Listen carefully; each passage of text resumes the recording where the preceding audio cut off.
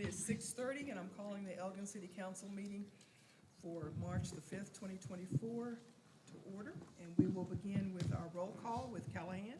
Callahan here. Rodriguez here. Dennis here. Frazier here. McShann here. Kazanowski here. Oh, sorry, Swain here. Love here. And let's note that at 3:31, 3:30. I mean 8:30, 6:31. What is it? What time It's is 3:30 it? something. That one. Somewhere in the world it's that time. Okay, it's 6:31. See, I was messing with Arthur. That's what happened. 6:31. Arthur Gibson is here. All right. Chuck, invocation. Okay, sorry. Dear Heavenly Father, thank you for another wonderful day. And please help our neighbors in the Panhandle, our brothers and sisters, and the first responders up there. We don't want anyone else hurt throughout this event. Thank you for looking over us tonight. Guide us in our deliberations, and hopefully we can come up with our best decisions. In your precious name, amen. Amen. We'll stand for the Pledge of Allegiance.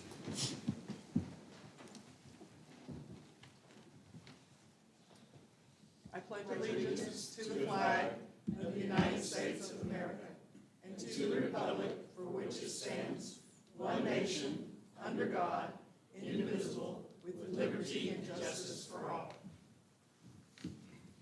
Honor the Texas flag. I pledge allegiance to thee, Texas, one state, under God, one and indivisible.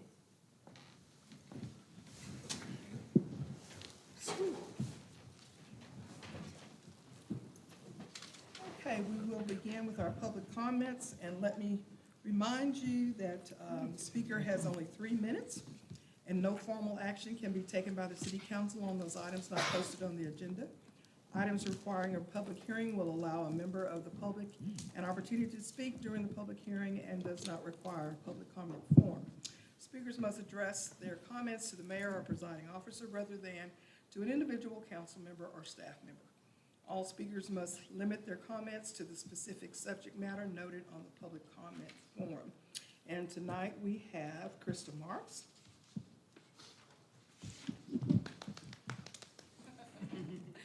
Thank you very, very much. I wanted to go on public record. I guess, do I need to say my name, any of that stuff? Sorry. Sure. Yeah. So I'm Krista. I'm Krista Lee Marks. I am wearing my Relay for Life hat today. And with that hat, I wanted to go on public record for appreciation to the City of Elgin and City Council for all of the support that you have shown to Relay for Life of Elgin, Texas. It started in Elgin in 2005, and some of you may remember it from when it was big and huge in about 2013-ish out at the football field. Since then, our format has changed, our mission has not. And the good that is done through the dollars that are raised right here in Elgin, Texas continues to make an impact. We have an Elginite, an Elgin relayer who had relayed as a caregiver for years after her husband had battled cancer. She was diagnosed a year ago, and she's been in the middle of her treatments. Her protocol was chemotherapy and immunotherapy. Chemotherapy, as you know, is a beast. And as she was finishing up her treatment protocol, it was the same day that we had our, what did we have that day? Our kickoff, our launch. And she messaged me that her doctor had said, well, you know, since you've started this period, the research has advanced to the point that anybody who receives your diagnosis today will not have to have the chemotherapy. The immunotherapy will beat this disease. All right. And that's why we do this. That's why we raise the dollars. So even though the dollars aren't staying right here in Elgin city limits, they are impacting Elgin citizens every single day.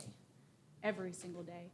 We are very excited this year to be having a luau theme. You all have a flyer on your tables. Relay Luau will be happening on April 13th. It's a Saturday. We now do the Eagle brand version. Instead of going all night, we are sweetened and condensed. We work from 6 until 10. We are partnering with Millie's on Main to be able to have a stage for our band, and we're super excited about that. Our silent auction. If you haven't been to Relay, I hope that you will come. It is an incredible experience.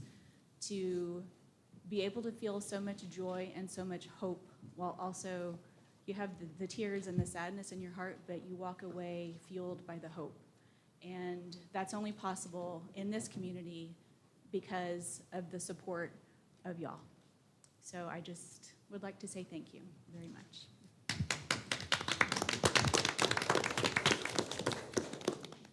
Thank you, Kristen. Next, we have Melissa Misselhorn. I don't want to mess your name up. That's good. Gosh, I hate to follow up with some negative after that positive. My name is Melissa Misselhorn. I grew up in Elgin, graduated from Elgin, left for college, and then moved back to Elgin. I have never been to an Elgin City Council meeting in my life, but I feel compelled to come before you today and ask you to enact some way to combat the infiltration of homeless campsites throughout the city of Elgin. I work in Austin, and for years I saw and continue to see what homelessness does to a community. But I never thought that would come to Elgin, right? I was wrong. It's here today. In November, I watched as my neighbor's private property became overrun with a homeless population of no less than 9 people. I witnessed drug use, assaults, theft, and vandalism.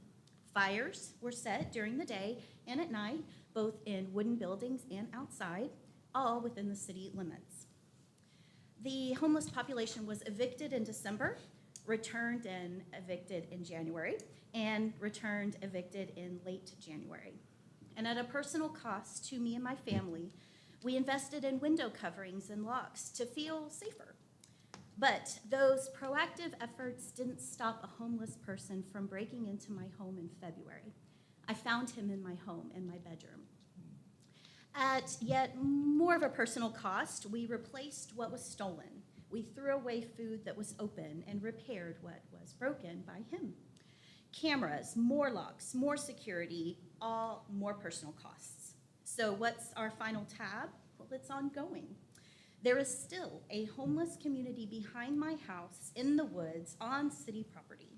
They are actively cutting holes in our fence, and our livestock are able to crawl through and go out onto public roads. They're cut, they're not broken. At more personal cost, we are repairing fences, and the community is at risk of hitting our animals that are now on public roads.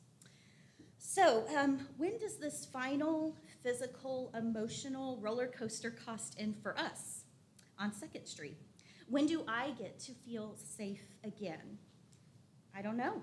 I am not the only one in town impacted by homeless people at this moment, and these people are not from Elgin, Texas.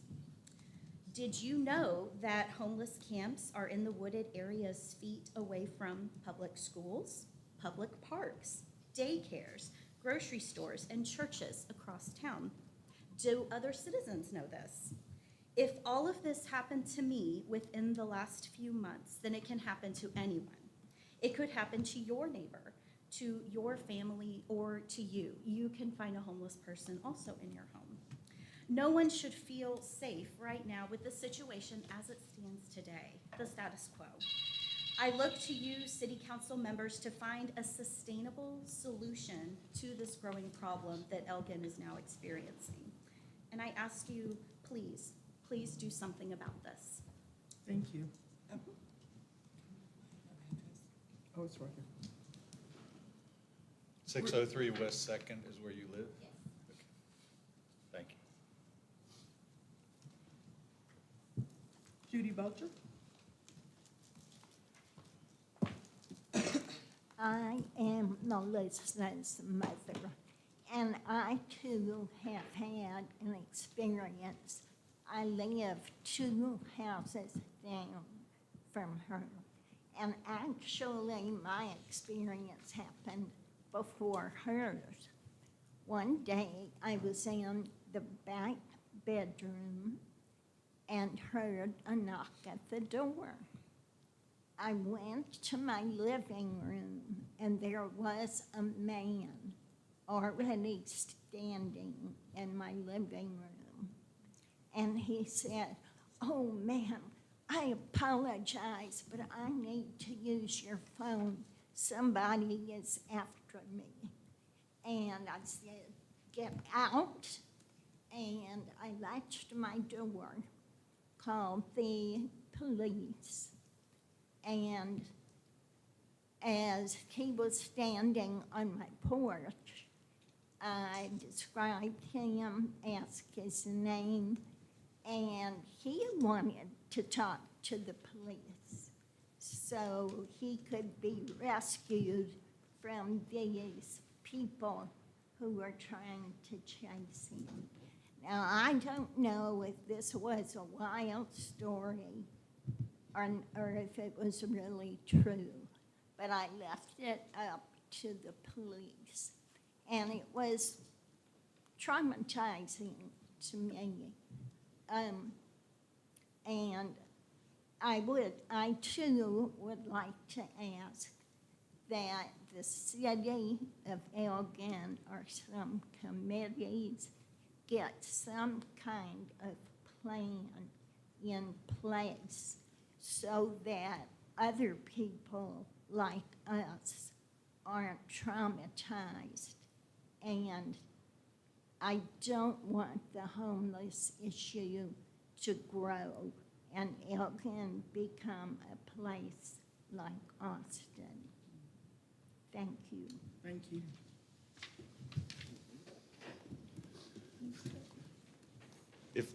Ma'am, can I ask you just to clarify, the police did respond, you've called the police on these, and they've responded when you've called them? You too, ma'am, on those? Yes. Okay. It's still under investigation. We should always call the police, and they should always respond. So that, I just want to make sure. also ask them what can be done about their encampment, which is right next to our property, and said Well, nothing. that- It's city well, property. it's a whole lot bigger, that's a whole lot bigger question. I just want to make sure. Well, but the police are the primary on this. Never hesitate to call the police. We want to know about these things, and I think we have a good record of responding. But it's a whole bigger discussion about what we could do about it. So, I just but want them to be aware that appreciate it. citizens are suffering with Yep, this. thank you. Thank you for that. Okay. We don't have any other comments. Okay. City manager's report. Thank you, Mayor. I don't have a whole lot on my report tonight, just recognition of the Board of Adjustments, Building Standards, and Historic Review Board quarterly reports are in your packets. Let me know if you have any questions about that. I did want to mention that we are, this past week, I did the State of the City address that the Chamber of Commerce put on with the school district and with the EDC and the Chamber involvement too. And it was a good experience, got a good crowd, good reaction from folks. But I'd kind of joked about this a little bit beforehand, but some people tend to think, I guess, when they ask me to speak, sometimes they have to put a time limit on how long I'm going to speak. And so, but the takeaway from this meeting was that those there, I felt like I talked really fast and I really went through the presentation. The point being, at the end, I realized it's impossible, I think, right now to tell the story about all the great things that are happening in Elgin with the city of Elgin and do that in 20 minutes. And then on top of that, you have the school district and all the great things that are happening there. So these are really, really exciting times for us to be here. We got a really positive response from the folks that were there. It was a really good thing. We got to speak to some people that we don't normally get to speak to. We like people to come to our meetings and not live here their whole life and never come to a meeting, so glad to see folks turn out that we don't recognize the faces. But most of all the information you saw, this is an updated slide I just thought was worth sharing with the group tonight, because I don't know that council's seen this or where the greatest activity is on our roadway planning, but out in the area of County Line Road and 290, that's where a lot of our development is taking place. but we have major roadways that are already built or under construction now. This first section of Creeks Crossing in the dotted area there, that's a 4-lane boulevard that comes off the new traffic light at 290 with a relatively new traffic light that feeds into West Wind.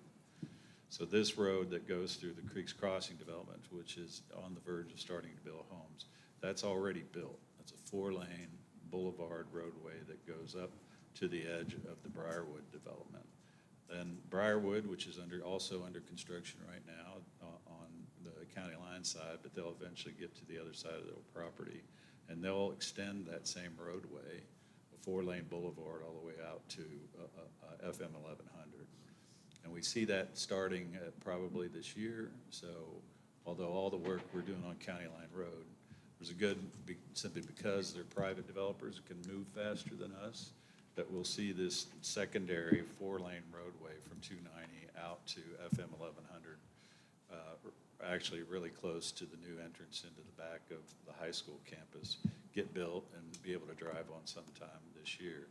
Then we also, Briarwood right now is building this east-west roadway that will eventually, again, another 4-lane divided roadway that'll connect County Line Road all the way out to Klaus Lane. So we'll have both north-south routes and an east-west route out in that area. And then, of course, County Line Road Phase 2, which is under planning right now. We hope to start construction on that this year, which will, again, repeat the same road we built on County Line Road now from Neidig Elementary out through and including the 290 intersection. So these are all 4-lane divided roadways. These are all roadways that are already funded or are committed to by the developers. 2 of the larger sections of these roadways are already built today. The County Line Road Phase 2 project, as council knows, is we're open to primarily fund that through a $10 million grant we got. But all the roads through Briarwood, all the roads through Creeks Crossing, and the Briarwood development will all be paid for by the developers in the MUD. So you're actually going to see this network of 4-lane roadways get built in the next year or two with no direct cost to current taxpayers or residents of Elgin. So we've been really focused on water and sewer, which this meeting gave me a chance to really emphasize that part. There are no water and sewer concerns with the city infrastructure, but we're also making big steps forward on transportation improvements as well. So just wanted to share that with the group. And of course, this is how we ended my speech, and it's, I think it's, we've got challenges to face. We've heard some of those challenges already tonight. Certainly a city that grows like we have. Took Elgin 145 years, the Elgin community, to grow to 8,000 people. In the last 5 years, we've doubled the size of the town. So there's nobody that has that kind of growth and doesn't experience some challenges, but our glass is way past full here in Elgin, and we need to be excited about our future, and I think most people are. So that's all I had, Mayor, unless anybody had any questions for me on items not on the agenda. I'd just like to make a comment about the choice line for the evening, since you brought the topic up. Veronica had the timer going on the panel, and Brian Bracewell was there representing EDC. She forgot to set the timer. So at some point in time, she says, "Oh, ding, ding, ding, ding, I forgot to set it." And Brian said, "Well, since you're going to pretend to be the timer, I'm going to pretend to be Tom Mattis." Anyway,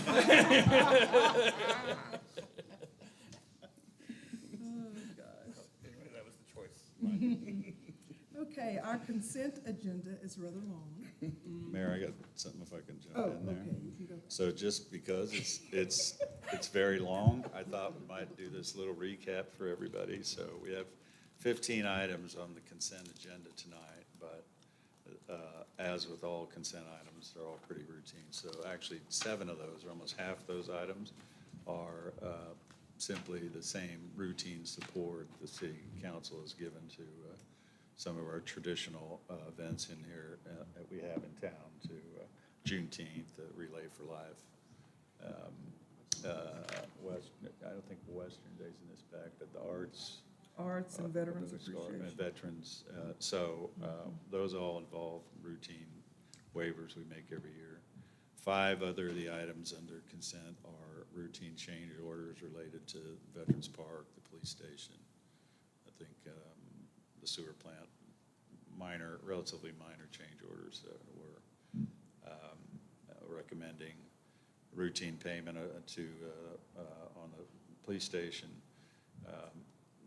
The one thing that might be a little unique out of this group is that we've reached an interlocal agreement with ESD number 1 for them to participate in our trash collection plan. If you remember, we did this plan, we've got this plan together downtown where we're gonna get rid of all those carts in the alleys and replace those with a couple dumpsters. We needed the ESD to support that and be part of it, and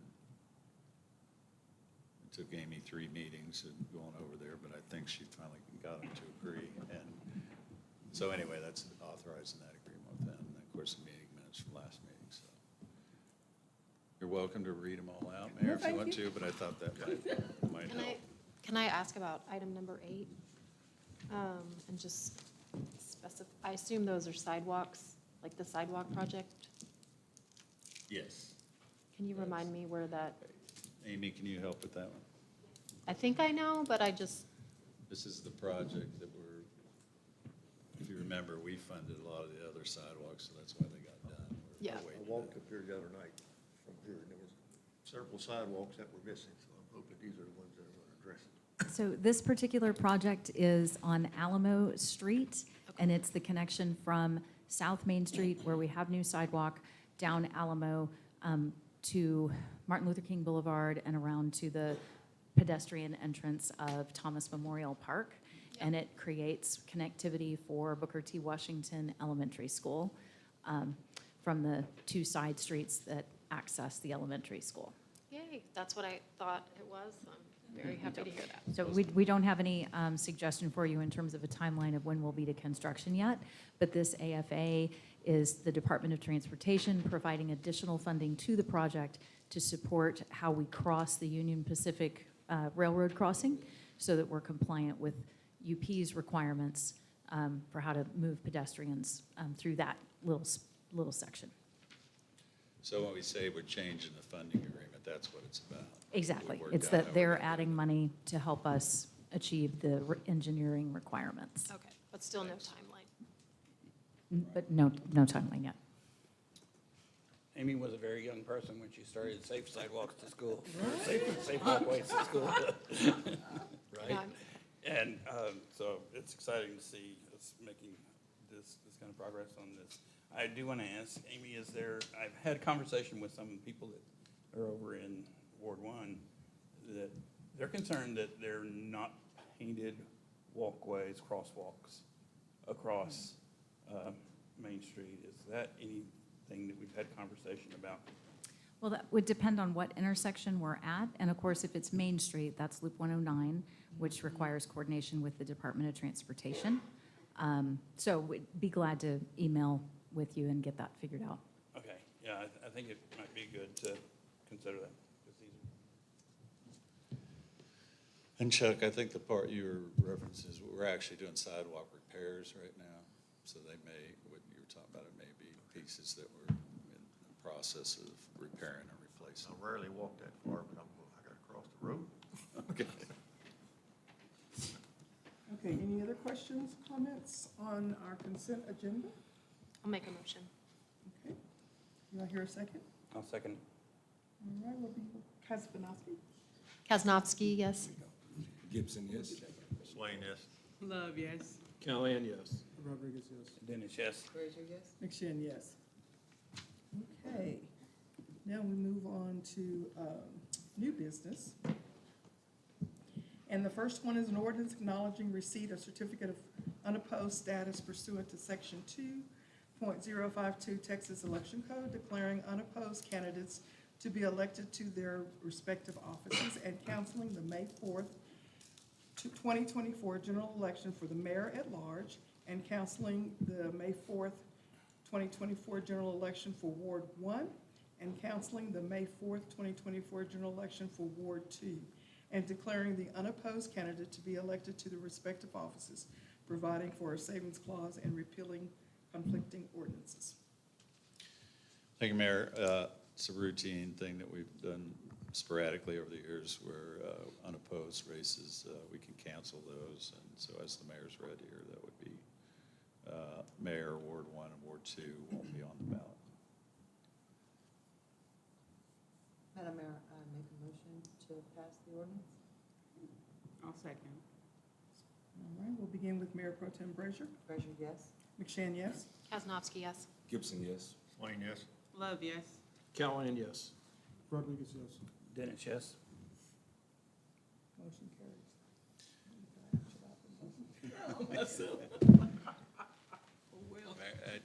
Jennifer, I don't want to put you on the spot, but you did tell me something I thought was interesting today. So we'll cancel this. These names will not appear on the ballot, right? Mayor McShann's name will be because she's an at-large race, and although it's not required, because we've done it in the past, but the other races will not be on the ballot. Okay, just wanted to, so people can still vote for you, Mayor. Okay. All you need is one. Yeah, that's right, just one. Oh, really? Really? No. Oh. Why is her name on the ballot? Oh, I missed that part, okay. Okay. Watch that, for none of the above.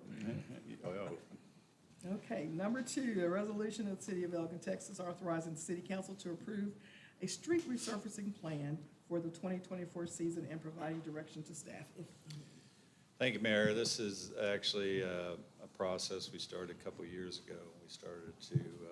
We were able to do a lot more funding on our street maintenance program. And so we have set aside an amount of money, $500,000. But based on how we've seen it work out in previous years, we actually get way more competitive prices if we wait until kind of the end of the building season and bid this out in September. So although we did a big project last year, this list will have to do with what's in the current year budget. But typically, typically we spend these dollars earlier in the fiscal year, but it's part of our strategy that we think has proven out that we do get better prices. So as far as the budget goes, we've set aside a lump sum of money, and what we've done the last couple of years is come to council with the list that we think the streets, that how we plan on spending that money. And as you'll see on this list, there's been a particular focus of Ward 4 and 3, which I think is important for folks to understand. It's what we've seen happen the last few years is this is one of the benefits from all the growth and development we're having, where, as I said before, new development is paying for all their own streets and building all their own infrastructure, but they're also generating revenue for the city. And we're able to turn around and reinvest those dollars back in the older, more established parts of town that needs this attention. So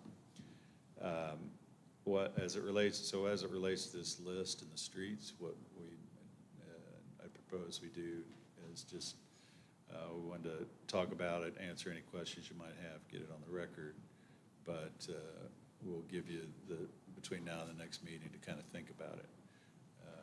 I would say too, because at the end of the day, I think we all know we're not in a situation where we have a shortage of streets, particularly in the original part of town, that wouldn't benefit from reconstruction. But this is the analysis that the staff has come up with as to where that attention should be given. At the same time, at the end of the day, we want to make sure we're addressing those issues that the way the council wants to see us address them. So we can ask to answer any questions you might have right now, but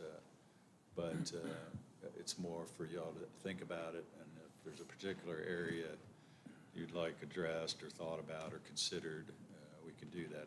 I think the one thing to keep in mind is if we don't have the ability to add a number of streets to this list, so if we do add one, then we have to think about pushing one of these back till next year.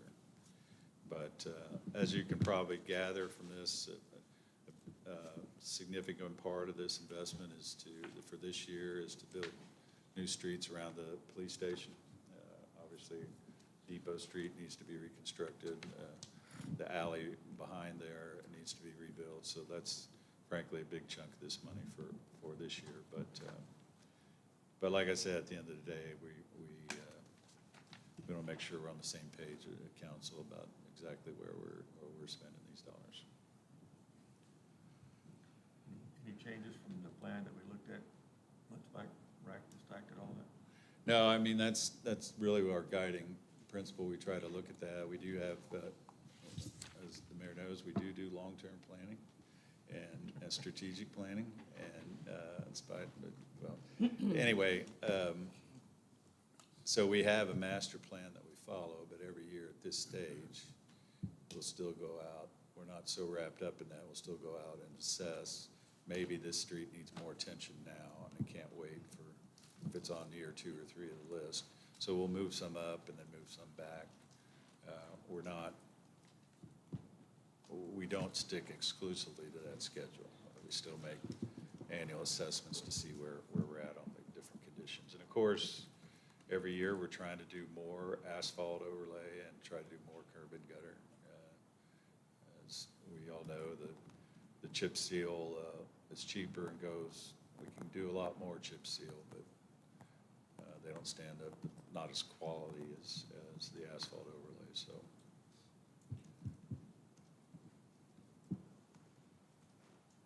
This Michael, might, did you have, I'm sorry, do you have anything to add to any of that, or is that, okay? Michael, you may know this, but as you're coming down Brenham to Maine, going south on Brenham, so the dry cleaners is on your right, and like the gas station and laundry market on your left? Looks like maybe there was a pipe. Yes. Is that patch gonna be done? Those are utility cuts, and we try to do those as many as we can in-house. They are still expensive. This overlay project will be long stretches. We plan to get that one by Brenham here, the next couple of weeks, next couple of days. Really depending on the staff that we have available and good weather. But those type of utility patches, that one, quite a few on Avenue C, we try to do in-house as much as we can. Okay, thanks. They try to do handfuls at a time. I figured, I just wanted to, now's the time. I asked that question last week.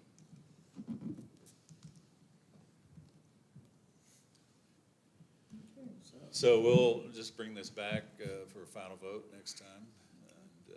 But in the meantime, if you have anything any questions, let us know. The city engineer is helping us with this analysis too, so if there's any other streets you want us to look at, let me know. Okay, then, so we won't do any action on 2, bring it back next meeting. And a resolution, number 3 is a resolution of the City of Elgin authorizing a list of capital equipment purchases for fiscal year 2023-2024. Thank you, Mayor. This is a similar item in that the last couple of years, we have at budget time set aside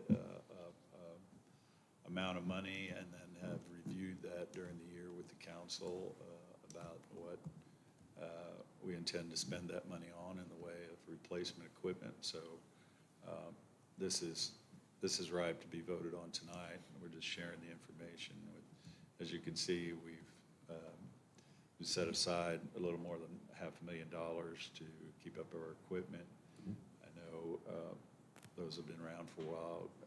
Probably can't imagine the time when the city of Elgin, out of its current year budget, could devote $500,000 to upgrading equipment. But it's another part of our good news, the story we've got going on. So These are, again, as you can see, a new vehicle that'll be shared between Recreation and Community Services. But most of it is just replacing and maintaining our vehicle and equipment fleet. So make sure we continue to have good equipment that can produce good work, so. So unless anybody had any questions about it, What size is the van? I mean, we'll see. I don't know. Is it, it's not a passenger van? Okay.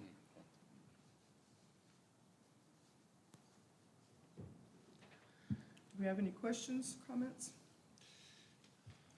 That van will be as big as Amy and Elizabeth tell us how big it'll be. Okay, if there's no question about this, I think we can go ahead and do a motion. I'll make the motion. I thought we were just, no, there's no action. Yeah, this one, we're ready to go ahead and buy it, unless anybody had any question. Technically speaking, typically, we'd give this list at budget time, and since we didn't, that's why we're coming back to just share with you how we're gonna spend it. Okay, motion by Gibson and second by, I'll second. all right, Rodriguez, we'll begin with Gibson. Gibson, yes. Swain, yes. Love, yes. Callahan, yes. Rodriguez, yes. Dennis, yes? Frazier, yes. McShane, yes. Katsnowski, yes. All righty. And number 4, the resolution of the City of Elgin, Texas, authorizing the city manager to waive fees for new construction. Okay, and this is the one we're not doing, right? That's right. Never mind, y'all didn't hear me say a word. I assume you all got my email. This was, we put it on the agenda prematurely. There's still some homework to be done before it comes back. All righty. And Amy, do we have any announcements? I know we had to have some.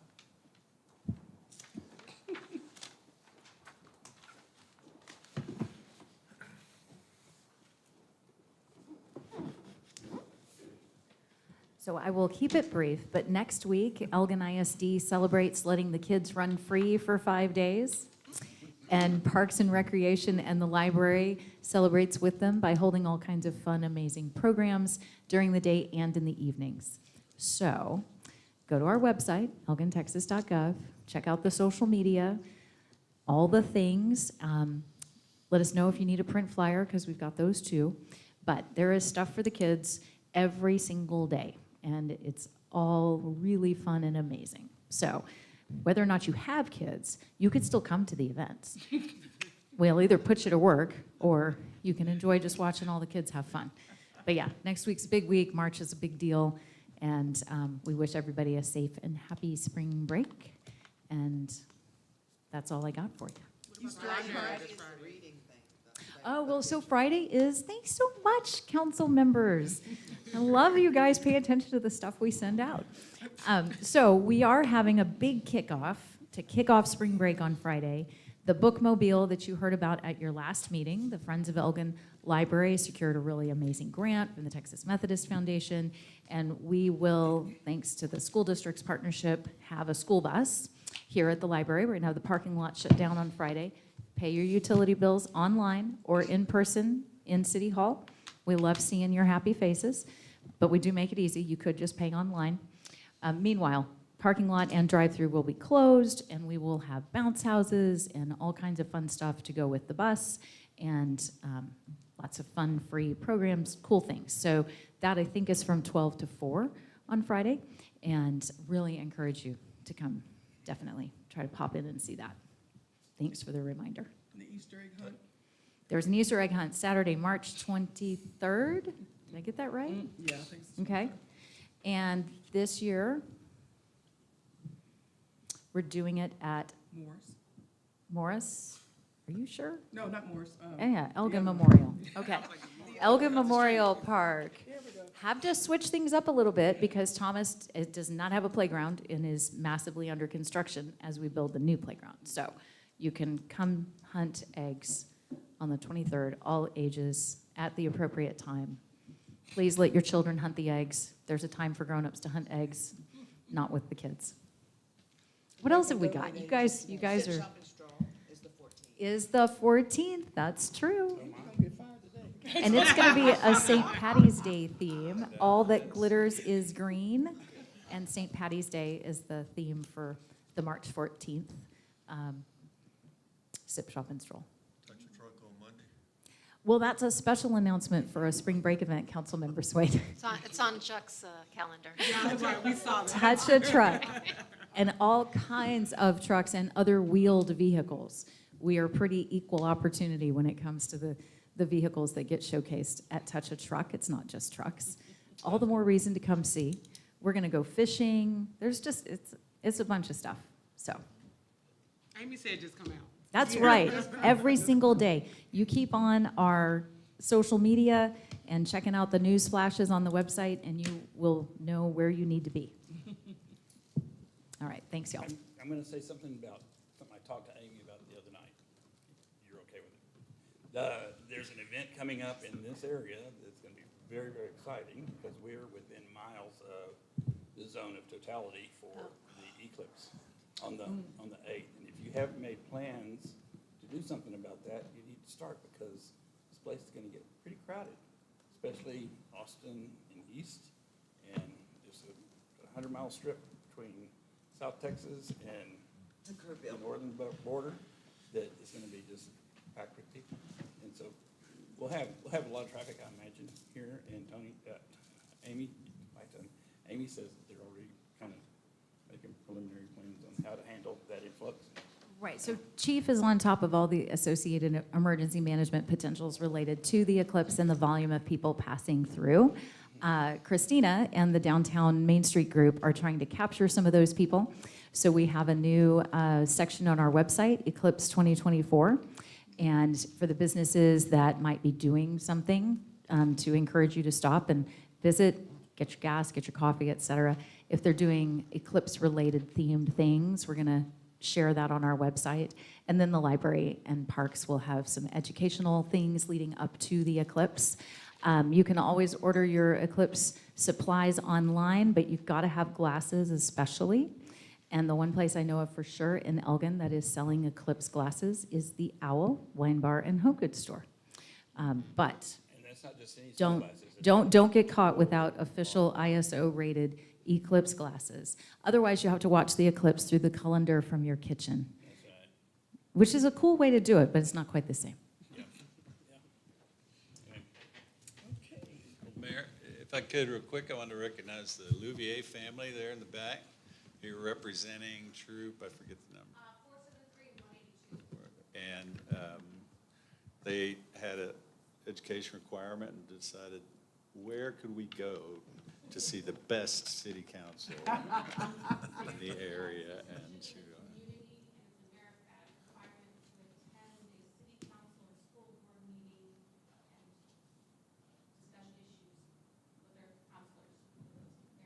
yeah, thanks. All right. Y'all want to discuss with us later? Thanks for coming. Thank you, yeah. If you don't know Ms. Louvier, you need to meet her, and she's a great Elgin community supporter. That she is. That She can be really shy. She doesn't really like to express her opinion about things, but we're glad to have you all here tonight. Appreciate it. All right, anything else? Going once, going twice? Count ahead. 7:13 and we are adjourned.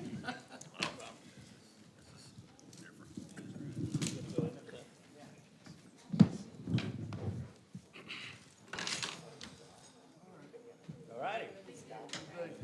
So what are your thoughts?